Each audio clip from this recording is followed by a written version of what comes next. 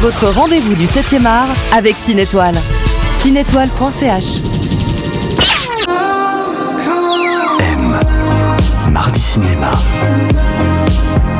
avec Thomas Lécuyer. Comme chaque semaine, on vous présente les sorties des films à voir absolument dans les salles obscures avec Thomas Lécuyer qui n'est pas prêt d'arrêter son cinéma. Bonjour. Bonjour Philippe. Comment ça va ce matin ? Ça va très bien, des belles sorties encore remarquables cette semaine. Ouais. Ça commence fort avec Anora. Et oui, c'est la Palme d'Or du Festival de Cannes 2024 qui sort cette semaine au cinéma. Film de Sean Baker, déjà remarqué auparavant grâce à son cinéma volontiers provocateur et atypique. On se souvient notamment de Red Rocket, le portrait flamboyant et électrique d'une ex-porn star masculine qui revient dans son bled natal du Texas où, on peut le deviner, il est plus vraiment le bienvenu après sa carrière. On se souvient aussi de The Florida Project, le portrait d'une famille en marge de la société américaine en situation précaire via le regard de sa junior Mooney, 6 ans, qui a un sacré caractère et qui fait les 400 coups dans un motel de la banlieue de Disney World. Place maintenant à Anora où Sean Baker dresse le portrait insolent et électrique d'une stripteaseuse de Brooklyn qui se transforme en une sorte de Cendrillon des temps modernes lorsqu'elle rencontre le fils d'un oligarque russe. Sans réfléchir, elle va épouser avec enthousiasme son prince charmant. Mais lorsque la nouvelle parvient en Russie, le conte de fées est vite menacé. Les parents du jeune homme vont partir à New York avec la ferme intention de faire annuler le mariage. C'est l'anti-Pretty Woman, c'est insolent, c'est pop, électrique, bref, c'est du Sean Baker. Ça a l'air bien ? Ah, c'est super. Ouais. Super, vous avez aimé, vous avez passé un bon moment. Mais c'est pas mon coup de cœur de la semaine, on va en reparler un petit peu plus tard de mon coup de cœur. Je sais jamais, parce que quand t'es comme ça, je dis c'est bien, c'est pas bien. Je garde le meilleur pour la fin en général. Ouais, d'accord, c'est la cerise sur le gâteau avec Thomas Lécuyer, très bien. Autre film qui sort sur les écrans cette semaine. Oui, l'événement ciné de la semaine, l'autre événement ciné de la semaine, c'est le retour de Clint Eastwood, 94 ans derrière la caméra pour Juré numéro 2, qui s'annonce d'ores et déjà comme étant un des ultimes projets du cinéaste et acteur mythique. Juré numéro 2 est un drame judiciaire qui raconte l'histoire de Justin, interprété par Nicolas Hoult, un père de famille qui se retrouve juré dans un procès pour meurtre. Le problème, c'est que Kem, ce personnage, c'est peut-être lui qui est à l'origine du meurtre dont il est question dans ce procès.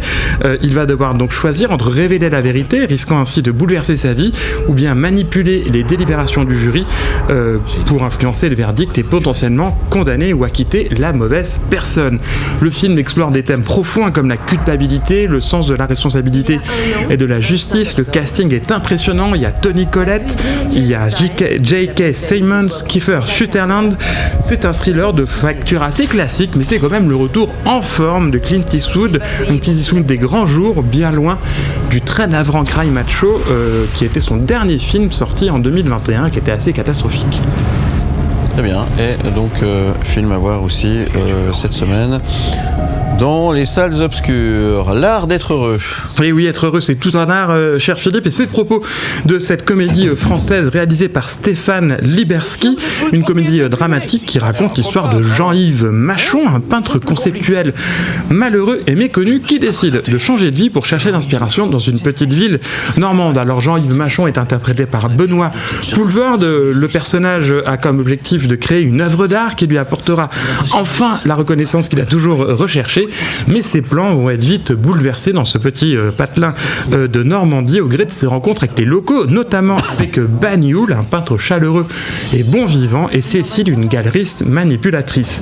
Jean-Yves va bientôt être confronté à sa quête ultime, celle de devenir un homme heureux. Le film mélange le drame et la comédie, mais en vedette Benoît Poulvord, comme je l'ai dit tout à l'heure, avec Camille Cotin dans le rôle de Cécile et François Damiens, c'est Gustave Kervern qui joue aussi dans le film. Le casting est joli, les thématiques aussi.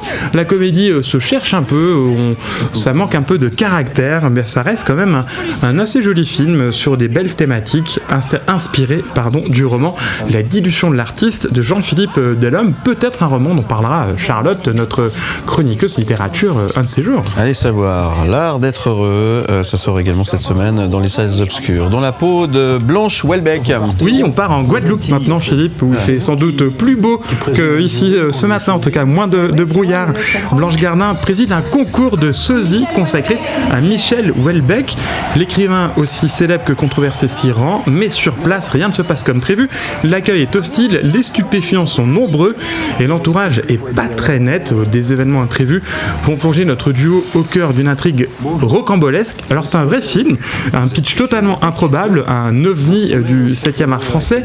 C'est la suite de l'œuvre de Guillaume Niclou qui clôt sa trilogie houellebecquienne. Il avait commencé en 2013 avec L'enlèvement de Michel Houellebecq et puis en 2019 avec Thalasso, où l'auteur partait en cure en Thalasso avec Gérard Depardieu. Alors Niclou mélange encore une fois le style documentaire façon striptease, la mythique émission de France 3, et avec une sorte de comédie mi-trash, mi-tendre sur une musique du jazzman et musicien électronique français Chassol. C'est atypique, arythmique, finalement fascinant parce que le film est un miroir vraiment déformant de deux personnalités très fortes et très clivantes. Les deux, on les aime ou on les déteste, Blanche Gardin et Michel Houellebecq.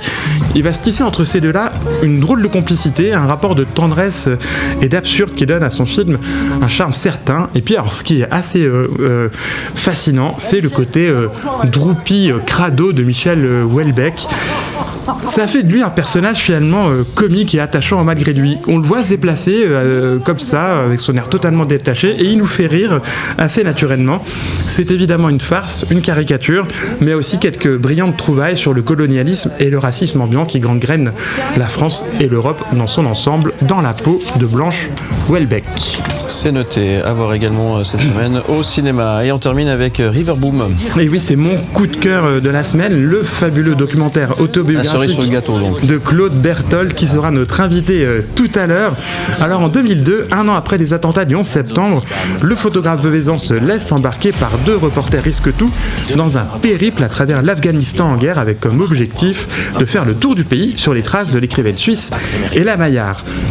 Il achète une caméra vidéo sur place et il va capturer en images ce road trip improbable aux côtés de Serge, un journaliste genevois bourreau de travail, et Pablo, un photographe jovial et inconscient. Riverboom raconte cette odyssée improbable façon documentaire filmé en found footage, et le résultat est inespéré. À mon sens, c'est rien de moins qu'un des meilleurs films de l'année, tout pays confondu. Ça m'a totalement cueilli par son regard ironique sur le monde et sur la Suisse, son humour débordant, sa profonde humanité. Il y a une inventivité permanente aussi dans la manière de raconter, dans la forme aussi, sa capacité à nous emporter dans une histoire à la ligne très claire, avec des rebondissements quand même improbables et passionnants. Et puis au-delà de la rocambolesque aventure humaine de ces trois oiseaux, Riverboom rend sa part d'humanité aux zones de guerre et nous questionne sur notre rapport aux images de conflits et au traitement de l'information. C'est vraiment un très très joli film.